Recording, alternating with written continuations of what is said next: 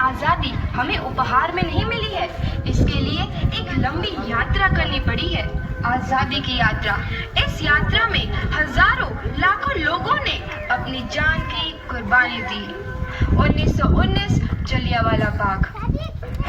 आज हमारी बैसाखी का दिन है, लेकिन पूरा पंजाब बैसाखी नहीं मनाएगा। हम सब बैसाखी नहीं मनाएंगे।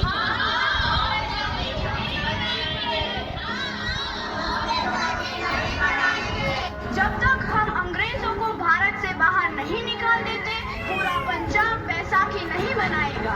अच्छा, तो तुम सब हमारा विरोध करता है, भाग जाओ यहाँ से। इसका अंजाम बहुत ही बुरा होगा। हम नहीं जाएंगे, तुम लोग जाओगे। हमें नहीं, तुमको भारत से भागना होगा। Soldiers, fire!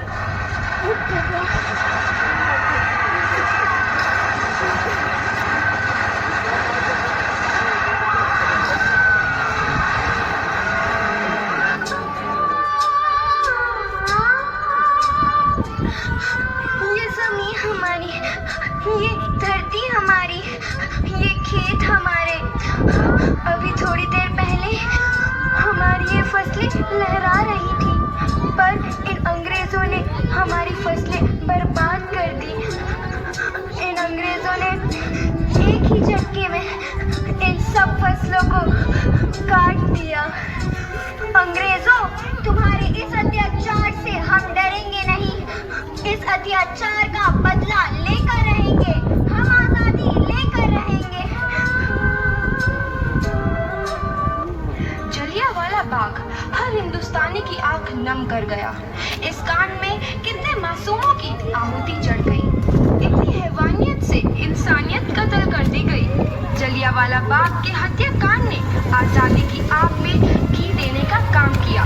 मासूम औरतों, बच्चों की दर्द भरी चीखें और सिसकियां इनकलाब का गूंज बनकर उभरी। लाला लाजपत राय, भगत सिंह, राजगुरु, सुखदेव सरीखे क्रांतिकारियों ने भारत की इस जमीन से विदेशी दरिंदों को निकाल फेंकने के मंसूबे मजबूत कर लिए। 8 अप्रैल 1929 लाला लाजपत राय के नेतृत्व में साइमन कमीशन के खिलाफ एक भारी जुलूस निकाला गया। साइमन कमीशन वापस जाओ! साइमन कमीशन वापस जाओ! साइमन कमीशन वापस जाओ! साइमन कमीशन वापस जाओ! साइमन कमीशन वापस जाओ! Simon commission Simon commission Simon commission Simon commission. बेवकूफ इंडियंस, तुमको हमारी बात समझ में नहीं आती। Stop this! साइमन कमीशन नहीं मानता। I said stop this! Lala ji, आप आगे बढ़ो, हम आपके साथ हैं। लाला जी, संघर्ष करो, हम आपके साथ हैं। लाला जी, संघर्ष करो, हम आपके साथ हैं। लाठी चार्ज करो!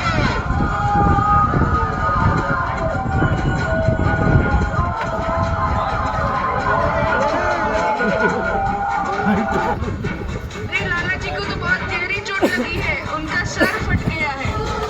मेरे शरीर में लगी एक एक लाठी अंग्रेजी सरकार के कफन में कील का काम करेगी।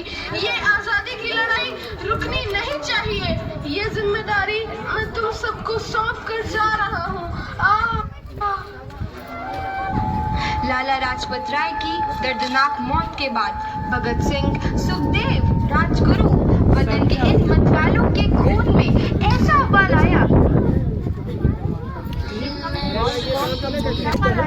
जिसका सामना करना अंग्रेजी सरकार के लिए मुश्किल हो गया। अंग्रेजों को करारा जवाब देने के लिए स्कॉट और सैंडर्स को मारने की रूपरेखा रची गई।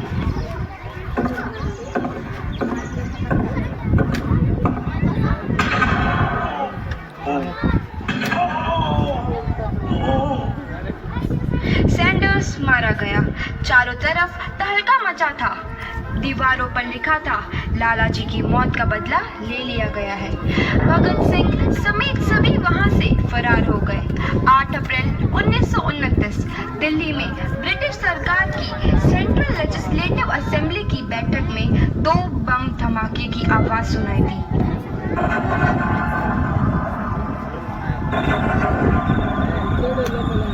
इन धमाकों ने अंग्रेजी हुकूमत को हिलाकर रख दिया। इस घटना को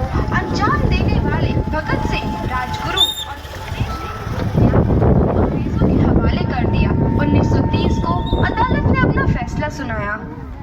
मुलजिम भगत सिंह, मुलजिम राजगुरु, मुलजिम सुखदेव को दफा 121 और दफा 302 के तहत ये अदालत तीनों को मुजरिम करार देती है और इस गुस्ताखी के लिए ये अदालत इन तीनों को सजाए मौत की सजा सुनाती है।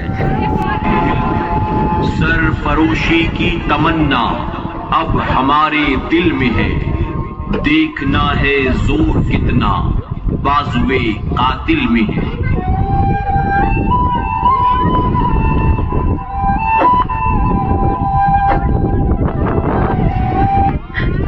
पुत्र की हाल है तेरा।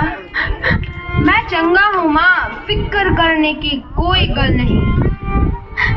पुत्र, मेरा दिल तेरी तरह पत्थर दिल नहीं होगा। तेरी ये गला सुन के मेरा कलेजा फटे जा रहा है। माँ, मेरा दिल कोई पत्थर जैसा नहीं है, एक वतन परस्त का दिल है जो मेरे देश प्रेम के जज्बे को ताकत देता है। बेटा, मेरा लाल। माँ, आज मेरी तपस्या पूरी होने जा रही है।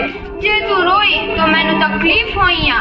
सोच, तेरा पुत्र आज शादी करने वास्ते जा रहा है। फर्क केवल इतना है, वो घोड़ी पर नहीं फांसी पर चढ़ने वास्ते जा रहा है। आज तू क्रांतिकारी की माँ है, कल तू एक शहीद की माँ होगी। माँ, पुत्र भगत, तू इतनी छोटी उम्र में हम सबको छोड़ के चला जाएगा। तूने जिंदगी में देखा ही क्या है पुत्र? मैंने अपनी माँ देखी है जिसने मुझे एक ही बात बताई है कि बेटे, अपने देश के लिए एक बार मरना 100 बार जन्म लेने के बराबर होता है।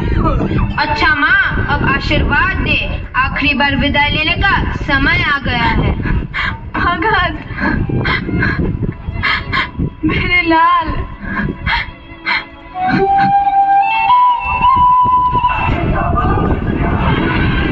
भगत सिंह, तुम्हारी कोई आखिरी ख्वाहिश?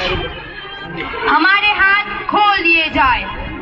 हम तीनों दोस्त एक दूसरे से गले मिलना चाहते हैं, उनके हाथ खोल दिए जाए।